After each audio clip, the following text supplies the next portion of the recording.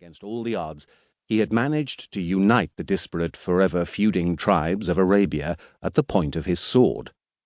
We know, too, that these great conquests lasted until 750, by which time several generations of marauding Arab armies had carved out an Islamic empire, which in terms of size and population rivaled that of Rome at its zenith, extending from the shores of the Atlantic and the Iberian peninsula in the west to the snowbound mountain passes of Central Asia and the borders of China in the east. In the process, they had completely crushed one great empire and hollowed out another. Ascendant for more than 400 years across Iran, Iraq, swathes of Central Asia, Anatolia, and the Caucasus, the Sassanian Empire of Persia breathed its last under the Arab onslaught. In 651, powerless to repel rampant Arab forces swarming across his kingdom, unable to raise an army to protect his disintegrating empire, Yazdijerd III was reduced to ignominious flight.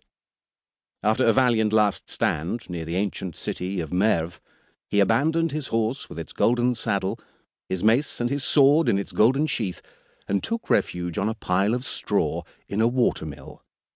Here the man who revelled in the ancient title of Shah-an-Shah, King of Kings, was treacherously betrayed and fatally stabbed by the miller.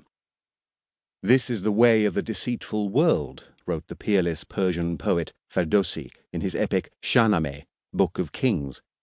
"Raising a man up and casting him down. When fortune was with him, his throne was in the heavens, and now a mill was his lot. The world's favours are many, but they are exceeded by its poison."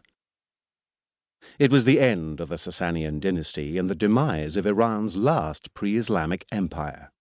The country would never be the same again.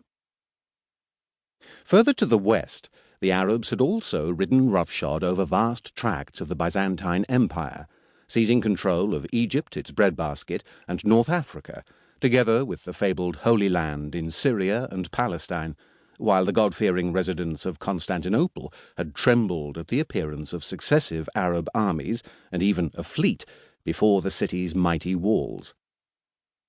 We know, in other words, that the Arab conquests of the 7th and 8th centuries represented one of the greatest feats of arms in history, and utterly changed the world, both as contemporaries understood it then, and as we, with the benefit of 14 centuries of hindsight, know it today.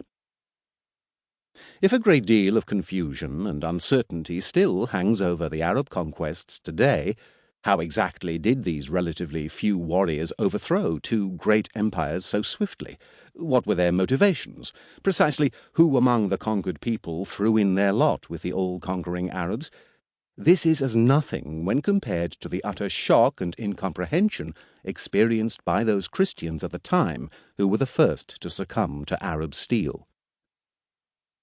For centuries the Byzantines had faced off their eastern neighbours, the Persians, whom they rightly considered their principal adversary. They might not have liked each other, but both sides were nothing if not familiar with each other. For an entire generation, from 602 to 628, the two ancient enemies had battered each other virtually to a standstill in the devastating Byzantine-Sassanian War.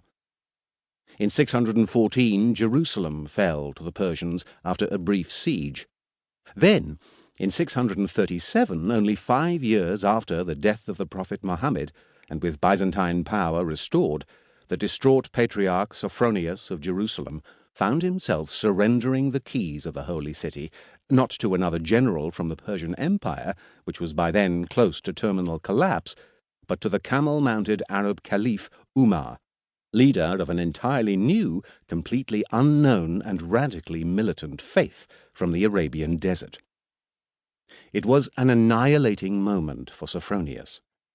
During his Christmas Eve sermon of 634, he had warned his flock of the slime of the godless Saracens, who were perpetrating every diabolical savagery across the Holy Land. He considered the fall of Jerusalem the abomination of desolation, as foretold by the prophet Daniel, and died soon afterwards of a broken heart. Yet for the Christians, Zoroastrians, Jews, Manichaeans, Mandaeans, pagans, Buddhists, and Hindus of the